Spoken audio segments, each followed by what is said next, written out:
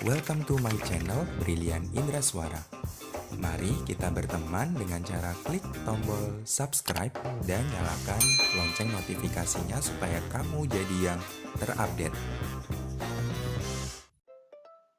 Assalamualaikum warahmatullahi wabarakatuh. Selamat pagi dan salam sejahtera untuk kita semua. Anak-anakku yang masih berada di rumah, saya ucapkan banyak terima kasih dan mari kita tetap tingkatkan, mari kita tetap jaga kesehatan kita dan mari kita tetap menjalankan protokol kesehatan supaya kita dapat terhindar dari COVID-19. Anak-anakku yang berbahagia, kali ini saya akan menjelaskan tentang potensial listrik. Materi kali ini masih ada hubungannya dengan materi yang sebelumnya. Sebelum saya menjelaskan materi ini lebih lanjut, simak video berikut ini. Ketika hujan lebat turun, kita sering mendengar suara dentuman yang sangat besar dan sebuah kilatan di langit. Fenomena tersebut dinamakan dengan petir atau halilintar. Tapi, tahukah kamu, faktanya fenomena petir tersebut bisa ditemukan di kehidupan sehari-hari. Ketika kamu usai menonton TV dan mematikannya dan mencoba menyentuh layar, terkadang kita mendapatkan sensasi kesetrum. Itulah fenomena petir dalam skala yang sangat kecil, yang biasa disebut listrik statis. Listrik statis tersebut bermuatan sangat kecil dan hanya berada di satu tempat selama beberapa saat. Listrik statis dapat dibuat dengan cara menggosokkan dua buah benda. Fenomena tersebut sama dengan yang biasa terlihat di langit, tetapi skalanya sangat besar. Pada kasus di langit, awan terus bergerak secara teratur dan terus-menerus. Selama pergerakan ini, awan akan berinteraksi dengan awan lainnya, sehingga muatan yang negatif akan berkumpul pada satu sisi saja, dan sisi sebaliknya akan berkumpul muatan positif. Jika perbedaan potensial antara awan dan bumi cukup besar, hal ini akan mengakibatkan terjadinya pembuangan muatan negatif dari awan ke bumi untuk mencapai keseimbangan. Pada saat proses pembuangan muatan ini, media yang dilalui adalah udara. Pada saat muatan negatif mampu menembus ambang batas isolasi udara, saat itulah terjadi ledakan suara yang kita dengar sebagai suara menggelegar atau disebut guntur.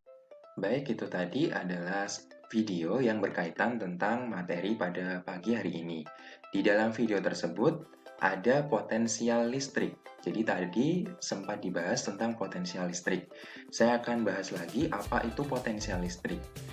Potensial listrik atau materi yang terkandung di dalamnya yaitu ada potensial tinggi dan ada potensial rendah. Potensial tinggi adalah benda yang muatan listrik positifnya itu lebih banyak. Jadi kalau semakin banyak listrik positif maka potensialnya lebih tinggi. Sedangkan potensial rendah adalah benda yang muatan listrik negatifnya lebih banyak.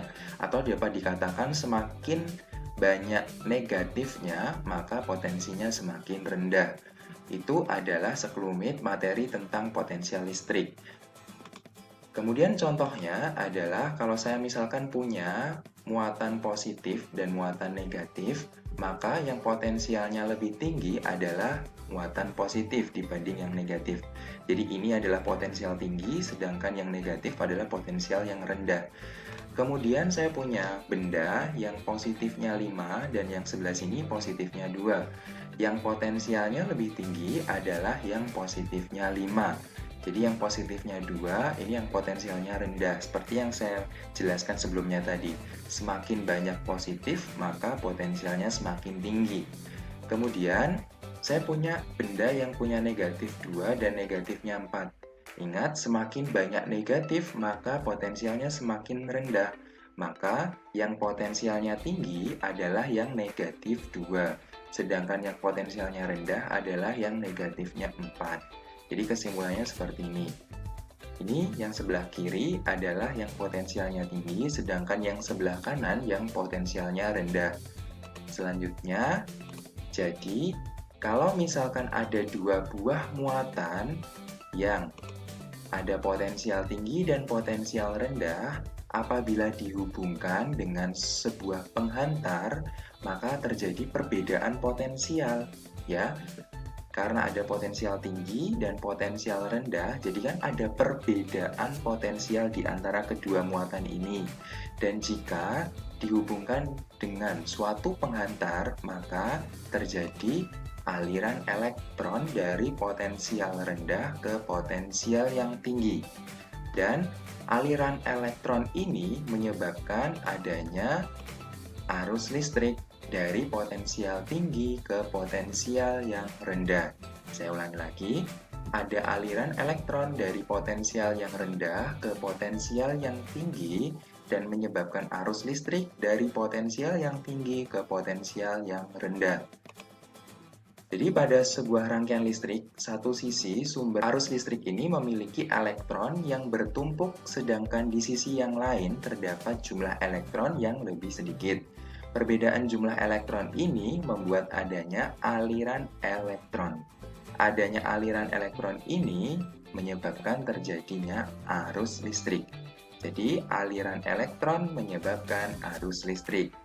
Maka dapat dikatakan bahwa beda potensial itu adalah perbedaan jumlah elektron yang berada dalam sebuah rangkaian listrik. Jadi ada potensial tinggi, ada potensial rendah, menyebabkan adanya beda potensial. Jadi rumus beda potensial itu dapat dituliskan V sama dengan W dibagi Hi. V itu adalah beda potensial itu sendiri dengan satuan volt atau disingkatnya V, sedangkan W itu adalah energi listrik dengan satuan joule atau J. Sedangkan Qi adalah muatan listrik, satuannya adalah Coulomb atau J. Nah, untuk lebih jelasnya atau lebih mudahnya, saya buatkan segitiga seperti ini. Apabila kalian misalkan di soal disuruh mencari V atau beda potensial, maka V-nya kita tutup. Rumusnya adalah W dibagi Hi. Jadi W di atas, Hi di bawah. Jadi kalau mencari V, V-nya tutup. Rumusnya W dibagi Hi. Kemudian kalau mencari W di soal atau energinya yang suruh nyari, maka W-nya ini kita tutup. Nah, berarti rumusnya adalah V dikali Hi. Jadi kalau ada W yang ditanya, W-nya kita tutup, maka rumusnya adalah V dikali Hi. Kemudian kalau misalkan di soal disuruh mencari Hi, maka rumusnya adalah Hi-nya kita tutup. Rumusnya yaitu W dibagi dengan V. Itu tadi adalah salah satu cara untuk mencari rumus V, W, atau Hi. Selanjutnya kita masuk ke contoh soal. Contoh soal yang pertama adalah berapakah beda potensial kutub-kutub baterai sebuah rangkaian jika baterai tersebut membutuhkan energi sebesar 100 Joule untuk memindahkan muatan sebesar 50 Coulomb. Bagaimana cara penyelesaiannya? Silakan kalian simak video berikut ini. Baiklah, saya akan menjelaskan bagaimana cara menyelesaikan soal yang berkaitan tentang beda potensial. Pada soal ini, berapakah beda potensial kutub-kutub baterai sebuah rangkaian jika baterai tersebut membutuhkan energi sebesar 100 Joule untuk memindahkan muatan sebesar 50 Coulomb? Langkah pertama yang harus kalian lakukan adalah menuliskan D1 atau yang diketahui dulu. Yang diketahui di soal ini ada energi. Energi simbolnya adalah W. W-nya sebesar 100 Joule. Kemudian yang diketahui lagi muatan. Muatan sebesar 50 Coulomb. Muatan kemarin simbolnya adalah Hi. Hi-nya sebesar 50 Coulomb. Kemudian yang ditanyakan berapakah beda potensial, berarti yang ditanyakan adalah V. Pada rumus yang sebelumnya saya jelaskan tadi, untuk mencari V, rumusnya adalah W dibagi Hi. Maka V sama dengan W-nya kita masukkan ini. 100 dibagi dengan Hi-nya adalah 50. Kita bagi. Ini dicoret, nolnya hilang, 10 dibagi 5 adalah 2. Satuannya beda potensial yaitu volt, sehingga ketemu beda potensialnya sebesar 2 volt.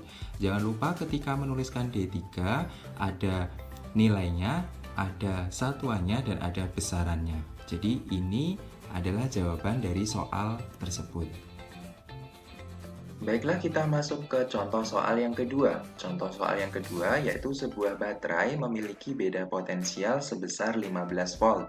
Berapakah besar energi yang diperlukan baterai jika memindahkan muatan sebanyak 30 coulomb? Bagaimana penyelesaian soal ini? Simak video berikut ini. Kita masuk ke soal yang kedua. Soal yang kedua adalah sebuah baterai memiliki beda potensial sebesar 15 volt. Yang ditanyakan berapakah besar energi yang diperlukan baterai jika memindahkan muatan sebanyak 30 coulomb. Seperti yang di awal tadi, kita menuliskan yang diketahui dulu atau D1. Beda potensial, simbolnya adalah V. V-nya sebesar 15 volt. Kita tulis di sini 15 volt. Kemudian muatan sebanyak 30 coulomb. Ingat, muatan simbolnya adalah Chi. Chi-nya sebanyak 30 coulomb. Kita tulis. Kemudian yang ditanyakan adalah berapa besar energi. Energi simbolnya adalah W. Kemudian kita dapat menulis D3. Ingat, segitiganya kita buat seperti ini ya, segitiga yang seperti yang saya jelaskan sebelumnya tadi. Ini V, ini W, ini adalah Chi. Karena yang ditanyakan adalah W, karena W yang ditanyakan maka W-nya kita lingkari. Kita lingkari seperti ini. Sehingga rumusnya W sama dengan di bawah berarti V dikalikan Chi. Kita tulis V-nya adalah 15, Chi-nya sebesar 30. Lalu kita kalikan 15 kali 3 adalah 45, nolnya kita tambahkan ke sini. Ingat, satuannya W atau energi adalah Joule. Sehingga energi yang dicari di soal yaitu sebesar 450 Joule. Cukup mudah bukan? Nanti kalau kalian bingung silahkan kalian putar balik lagi videonya. Nah, itu tadi adalah dua contoh soal beserta cara penyelesaiannya. Kali ini tugas kalian adalah menyelesaikan soal ini. Jumlah muatan yang dipindahkan pada sebuah rangkaian listrik adalah 15 coulomb. Jika energi yang dibutuhkan untuk memindahkan muatan tersebut dari ujung-ujung rangkaian listrik adalah 90 Joule. Berapakah beda potensial antara ujung-ujung rangkaian tersebut? Kalian kerjakan seperti cara penyelesaian contoh soal yang sebelumnya, dan apabila kalian bingung bisa kalian putar ulang lagi videonya. Dan masih bingung lagi, kalau kalian masih bingung lagi, kalian bisa tanya langsung ke saya. Untuk token tugas pada pagi hari ini yaitu WH88NB. Demikian penjelasan materi pada pagi hari ini, kurang lebihnya saya mohon maaf. Saya akhiri. Wassalamualaikum warahmatullahi wabarakatuh.